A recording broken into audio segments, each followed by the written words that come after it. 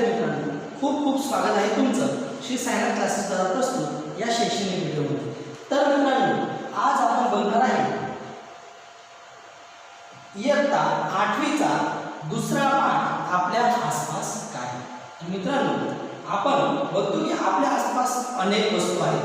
तुम्ही म्हणणार की आपल्या आसपास घर आहेत, नद्या आहेत, पर्वत आहेत, वनस्पती आहे, जमीन आहे, हवा आहे, पाणी आहे। तर या प्रकारच्या अनेक वस्तू आहेत। तर यात जे सुरुवातीला आपल्याला बघायचं आहे ते बघायचे आहे आपल्या पृथ्वीबद्दल। आपल्या संपूर्ण पृथ्वी कोणकोणत्या वस्तू आहेत, त्याला कोणत्या प्रकारे वेगवेगळ्या आवरणांमध्ये आपण विभाजित केलेले आहे, बरोबर, त्याचा अभ्यास आपल्याला करायचा आहे। तर अगोदर आपण स्टार्ट करूया की आपली पृथ्वी बनली कशी असेल, आपल्या पृथ्वीची निर्मिती कशी झाली असेल, या प्रश्नाचं आपण उत्तर शोधूया। तर सामान्यरित्या असे मानण्यात येते की पृथ्वी ही सूर्यापासून सुटी झाली आहे। आपली पृथ्वी हा सूर्याचा एक भाग होती आणि एका मोठ्या विस्फोटानंतर आपली पृथ्वी ही सूर्यापासून सुटी झाली। तर बघा, या ठिकाणी चित्रात तुम्हाला दिसतंय का, एका सूर्यातून एका विस्फोटानंतर एक गोळा बाहेर पडला आणि ती आपली पृथ्वी आहे। जेव्हा तिचा उद्भव झाला तेव्हा ती अग्नीच्या गोळ्याच्या स्वरूपात होती। जेव्हा पृथ्वीचा जन्म झाला, जेव्हा पृथ्वीचा उद्भव झाला, तेव्हा ती एका जडत्या गोळ्यासारखी, म्हणजे अग्नीचा गोळा असतो त्या प्रकारे ती पृथ्वी दिसत होती। बघा, आपली पृथ्वी या प्रकारे अग्नीच्या गोळ्यासारखी दिसायची। हा उष्ण अग्निमय गोळा हळूहळू थंड झाला आणि हा जो उष्ण अग्निमय गोळा तुम्हाला दिसतोय, हा जो सूर्यामधून वेगळा झालेला गोळा आहे, हा हळूहळू थंड झाला आणि त्याच्यानंतर आपली सुंदर पृथ्वी ही तयार झाली। तर तिची कित्येक तत्वे आधी प्रवाही स्वरूपात होती आणि त्यानंतर घन स्वरूपात रूपांतरित झाली। आपली पृथ्वी ही जी अग्नीच्या स्वरूपात होती, जी पूर्ण आगीचा गोळा होता, तिचे अनेक तत्व प्रवाही स्वरूपात होते। प्रवाही म्हणजे प्रवाही स्वरूप, तत्वाचे किती स्वरूप असतात? 3 स्वरूप, घन, प्रवाही आणि वायू। तर बघा, अतिशय आगीचा गोळा असेल तर इथे किती स्वरूप शक्य आहे? 2 स्वरूप। कोणते कोणते? एक प्रवाही स्वरूप आणि दुसरं वायू स्वरूप। हे 2 स्वरूप या अग्नीच्या गोळ्यात शक्य आहे। पण जसं जसा हा अग्नीचा गोळा हळूहळू शांत होत गेला, थंड होत गेला, तेव्हा आपली पृथ्वी जी पहिली निर्मित झाली तेव्हा त्याच्या घन स्वरूपात रूपांतर झालं। या प्रक्रियेदरम्यान ज्या तत्वांचे घन स्वरूपात रूपांतर झाले त्याला मृदावरण म्हणून ओळखले जाते। आपण त्याला मृदावरण म्हणून ओळखतो। तर मृदावरणामध्ये कोणते तत्व बघणार तुम्ही? ज्या तत्वांचे घन स्वरूपात, तर पृथ्वीच्या कोणत्या तत्वांचे घन स्वरूप आपल्याला बघायला मिळतं? तर जमीन, पर्वत, बरोबर। तर हे काय? मृदावरण आहे। तर त्याच प्रकारे ज्या तत्वांचे प्रवाही स्वरूपात रूपांतर झाले ते जलावरण, नद्या, महासागर, समुद्र, हे सगळे काय जलावरणाचे भाग आहेत। जी तत्वे वायू स्वरूपात रूपांतरित झाली त्यास वातावरण आपण म्हणतो। बघा, जे घन स्वरूपात निर्माण झालं त्याला मृदावरण, जे प्रवाही स्वरूपात रूपांतर झालं त्याला जलावरण आणि जे वायू स्वरूपात रूपांतरित झाले त्याला आपण वातावरण म्हणून ओळखतो। अशा प्रकारे वास्तव्यासाठी कठीण सपाटी म्हणजे राहण्यासाठी जमीन, पिण्यासाठी पाणी आणि श्वास घेण्यासाठी हवा मिळाली। बघा, आपल्याला काय काय उपलब्ध झालं? पृथ्वीवर जीवसृष्टीचा विकास झाला त्याला जीवावरण म्हटले जाते। बघा, आपल्याला काय काय उपलब्ध झालं? तर आपल्याला राहण्यासाठी जमीन, एक कठीण सपाटी आपल्याला उपलब्ध झाली, पिण्यासाठी शुद्ध पाणी आणि त्याच प्रकारे शुद्ध हवा, या 3 वस्तू आपल्याला उपलब्ध झाल्या। जमीन, पाणी आणि हवा या 3 वस्तू उपलब्ध झाल्यामुळे पृथ्वीवर सजीव सृष्टीचे निर्माण झालं, त्याला आपण जीवावरण असे म्हणतो। तर मित्रांनो, आपल्याला माहिती आहे या जीवावरणासाठी या 3ही गोष्टी खूपच महत्त्वाच्या आहेत। त्याला सपाटी पण पाहिजे, त्याला पाणी पण पाहिजे आणि त्याला श्वास घेण्यासाठी शुद्ध हवा पण पाहिजे। आणि या तिघीच्या संयोगाने, या तिघीच्या समन्वयाने आपल्याला एक चौथं आवरण म्हणजे जीवावरण आपल्याला पृथ्वीवर बघायला मिळतं। तर आपण एक एक आवरणाबद्दल माहिती मिळवली. अशा प्रकारे पृथ्वीवर 4 आवरणे अस्तित्वात आली: मृदावरण, जलावरण, वातावरण आणि जीवावरण. तर आपण पहिलं बघूया मृदावरण. लिथोस्फिअर त्याला आपण म्हणतो. आपण पृथ्वीच्या ज्या पृष्ठभागावर राहतो तो भाग मृदावरण म्हणून ओळखला जातो. आपण ज्या भागावर राहतोय तो मृदावरण. आता आपल्याला माहिती का पृथ्वीवर 29% जमीन, नाही सॉरी 29% जमीन आहे आणि 71% पाणी. तर हा पृथ्वीचा मृदावरणाचा भाग जेवढ्या भागात आपण राहतो तेवढ्याच भागाला मात्र आपण मृदावरण म्हणत असतो. मृदू म्हणजे माती आणि आवरण म्हणजे पड. मृदावरण नाव आपल्याला, मृदू म्हणजे माती, या मातीचं जे आवरण आहे पृथ्वीवर, या मातीचं जे पड आहे त्याला आपण मृदावरण असे म्हणतो.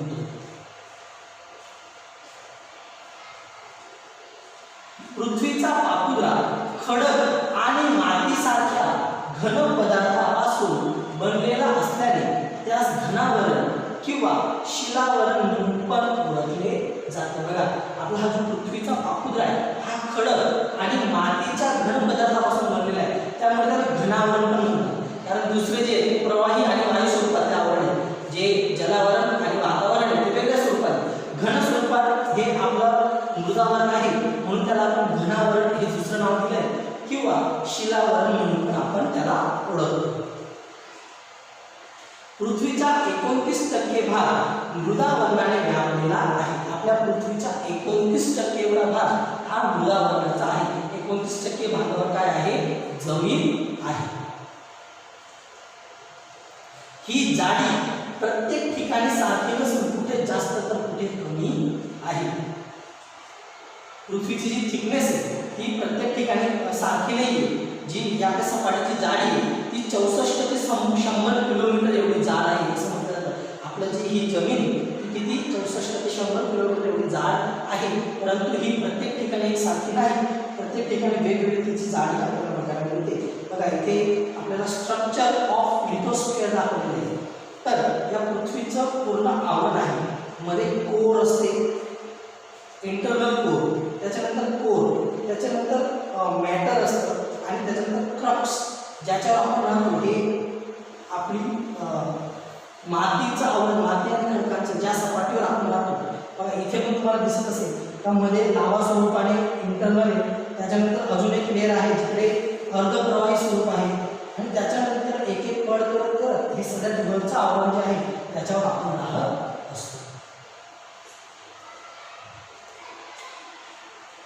त्याचप्रमाणे याचे आकारमान आत किंवा बाहेरच्या बाजूस एकसारखे नाही. हे जे मृदावरण आहे ते 64 ते 100 किलोमीटर जाड आहे आणि ते प्रत्येक ठिकाणी सारखं नाही. त्याचप्रकारे त्याचा आकार पण दोन्ही बाजूला सारखा नाही. म्हणजे बघा, पृथ्वीच्या वरच्या बाजूला जर विचार केला तर जमीन सारखी आहे का? नाही. पुढे आपल्याला दऱ्या बघायला मिळतात, पुढे उंच उंच पर्वत बघायला मिळतात. तर या प्रकारे त्याचे आकार ते आत किंवा बाहेरच्या बाजूला सारखे नाही. हा भाग माती आणि खडकांसारखा द्रव्याने बनलेला आहे. हा जो भाग आहे कोणता? मृदावरणाचा भाग हा माती आणि खडक यासारख्या द्रव्यांनी बनलेला आहे.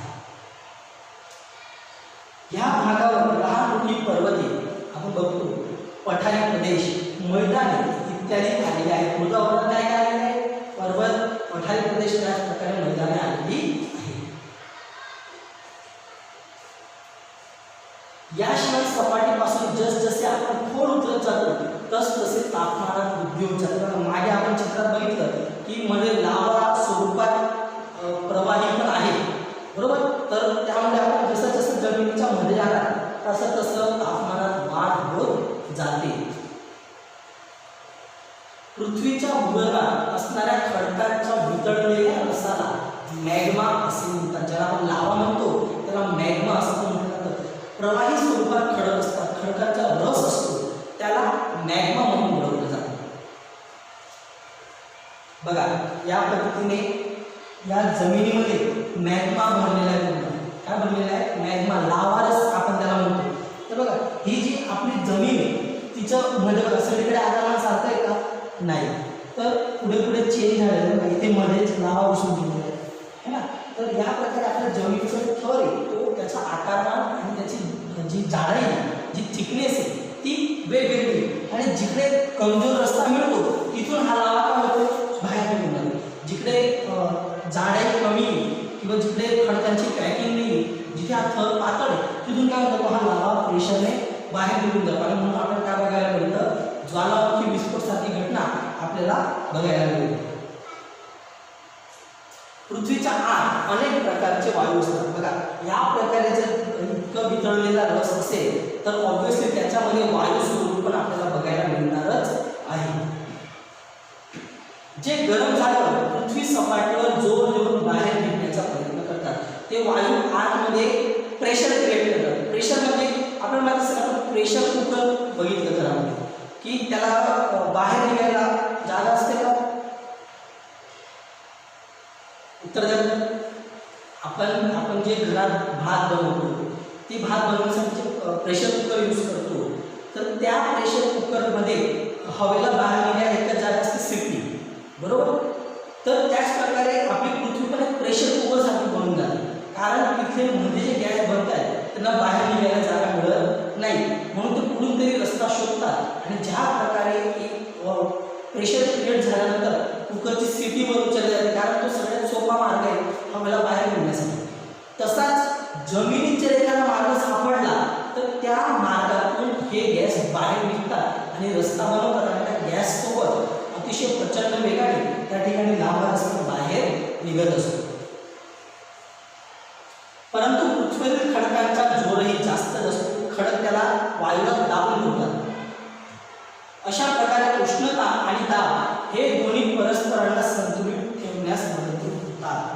म्हणजे आता आपण एका प्रेशर कुकरवर बसले असा अनुभव करा, परंतु आपला जो खडक आहे हा मजबूत आहे आणि खालून पण दाब निर्माण होते, परंतु खडक त्याला संतुलित ठेवतो, कारण उष्णता आणि दाब हे दोन्ही परस्परांना काय करतात? संतुलित ठेवतात. म्हणून पृथ्वीचा हा आपुत्रा विरघळत नाही, म्हणजे याचा विस्फोट होत नाही. आपण ज्या जमिनीवर राहतोय, ज्या स्तरावर राहतोय तो स्तर हा कट होत नाही, म्हणजे फाटून जात नाही. ज्या ठिकाणी हे संतुलन सांभाळले जात नाही त्या ठिकाणी भूस्तराचे आवरण फाटल्याने लावा ज्वालामुखीच्या स्वरूपात बाहेर पडतो. बघा, या ठिकाणी अमुक ठिकाण असतं, अमुक जागा असते जमिनीचा अमुक भाग, जिकडे हा जो स्तर आहे तो कमजोर असतो आणि त्यामुळे लावा तिकडून बाहेर निघून जातो. तर या प्रकारे आपल्या हा मृदावरणाची रचना असते.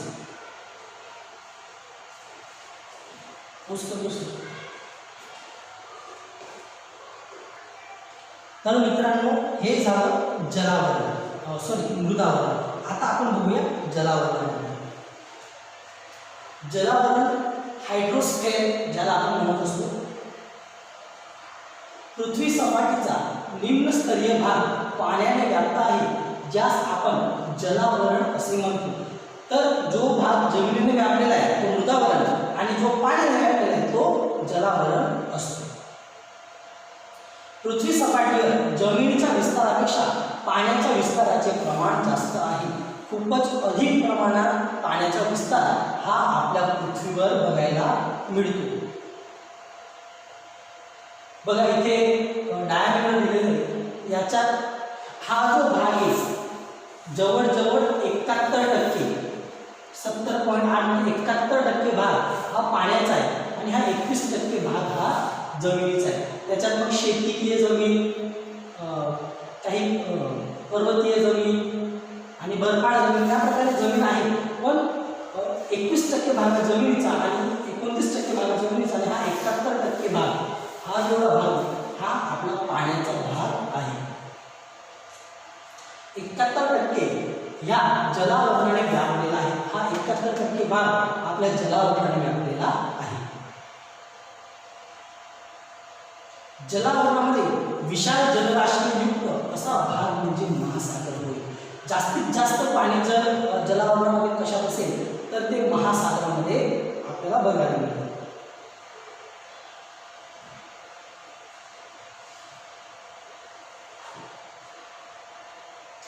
तर बघा इथे आपण महासागराचं चित्र बघू शकतो. जास्तीत जास्त जे जलावरणाची जलराशी ही महासागरामध्ये असते. हे महासागर म्हणजे पॅसिफिक, अटलांटिक, हिंद आणि आर्कटिक महासागर म्हणून ओळखले जातात. 4 महासागर आहेत, पॅसिफिक, अटलांटिक, हिंद आणि आर्कटिक. त्याच्यामध्ये आपल्या भारताला हिंद महासागर हे आपल्या भारतावरून जो भारताचा दक्षिण महासागर आहे त्याला हिंद महासागराचे आपण नाव दिलेलं आहे किंवा विश्वसागर त्याला हिंद महासागर म्हणून ओळखलं. सगळेच महासागर एकमेकांशी संलग्न आहेत. मग याला बॉर्डर काढलेली का? हे 4 महासागर बाउंड्री बनवलेली आहे? नाही, तर हे एकमेकांना संलग्न आहेत, पण वेगवेगळ्या विस्तारासोबत, वेगवेगळ्या जागेसोबत त्यांना वेगवेगळ्या प्रकारचं नाव देण्यात आलेलं आहे.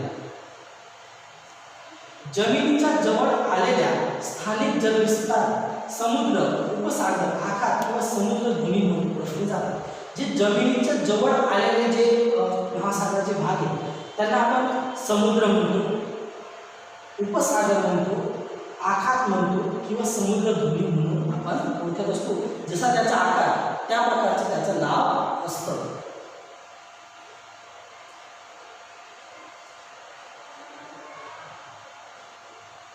पृथ्वीवरील महासागर फार विशाल आणि खोल आहे. पृथ्वीवरचे आपले महासागर हे खूपच मोठे आणि खोल आहे. कित्येक ठिकाणी 10 ते 11 किलोमीटर इतक्या खोल दऱ्या आहेत. महासागरामध्ये खोल दऱ्या आहेत, 10 ते 11 किलोमीटर एवढ्या खोल दऱ्या आपल्याला बघायला मिळतात. महासागराच्या तळात पण जमिनीप्रमाणे उंच पहाड, मैदानी, पठारी प्रदेश, दऱ्या वगैरे सारखी स्वरूपे बनवलेली आहे. म्हणजे महासागराच्या वर आपल्याला पाणी दिसतं, पण त्याच्या आतमध्ये जर गेले तर आपल्याला मैदानी, उंच पहाड आणि पठारी प्रदेश, दऱ्यासारखे वेगवेगळे आकार आपल्याला पाण्याच्या मध्ये पण बघायला मिळतात.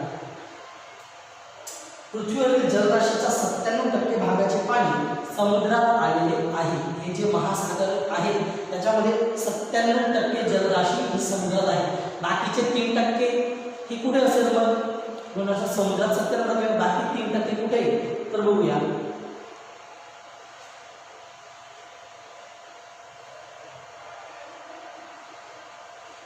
शेष राहिलेला पाण्याचा अंदाजे पावभाग दोन्ही ध्रुवांवर आणि हिमालयासारख्या उंच पर्वतावर बर्फाच्या स्वरूपात आहे. तर बघा या प्रकारे ध्रुव प्रदेशावर बर्फाच्या स्वरूपात आपल्याला पाण्याचा भाग बघायला मिळतो. ध्रुव प्रदेश जो पृथ्वीच्या उत्तर गोलार्ध आणि दक्षिण गोलार्धाचा भाग आहे त्याला आपण उत्तर ध्रुव आणि दक्षिण ध्रुव नाव देतो. तर उत्तर ध्रुव आणि दक्षिण ध्रुवामध्ये तो बर्फाच्या स्वरूपाने आपल्याला राहिलेला पाण्याचा भाग बघायला मिळतो. बाकीच्या पाण्यापैकी कित्येक पाणी सरोवर, नद्या आणि पृथ्वीच्या भूगर्भात संग्रहित आहे. तर भूगर्भ म्हणजे जमिनीतून आपण पाणी काढतो. आपल्याला माहिती बोरवेल, हँडपंप, विहीर या सगळ्या साधनांच्या माध्यमाने, या सगळ्या स्रोतांच्या माध्यमाने आपण जमिनीतून पाणी काढत असतो. तर सरोवर आणि नद्यांच्या स्वरूपात पण पाणी आपल्याला बघायला मिळते. तर बघा या प्रकारे अनेक स्रोत पाण्याचे आहेत जिकडे आपल्याला पाणी संग्रहित बघायला मिळतं समुद्राशिवाय. तर बघा या ठिकाणी नदी, बरोबर, या ठिकाणी झरे आहेत, तलावे. तर या प्रकारे अनेक स्रोतमध्ये आपल्याला पाणी संग्रहित झालेलं बघायला मिळतं. पिण्यालायक पाण्याचे प्रमाण फारच कमी आहे. बघा तुमच्या मनात एक प्रश्न निर्माण झाला असेल, सर 71% पाणी आहे, जमिनीपेक्षा पाणी जास्त आहे, तरी पण आपण पाणी वाचवा, पाणी जिरवा, पाणी अडवा या प्रकारे का बोलतो? पाणी वाचवण्याची गोष्ट का करतो? पाणी तर भरपूर उपलब्ध आहे, परंतु त्या पाण्यामध्ये जे सजीवांसाठी जरुरी पाणी, जे आपल्यासाठी आवश्यक पाणी, त्याचं प्रमाण खूपच कमी आहे.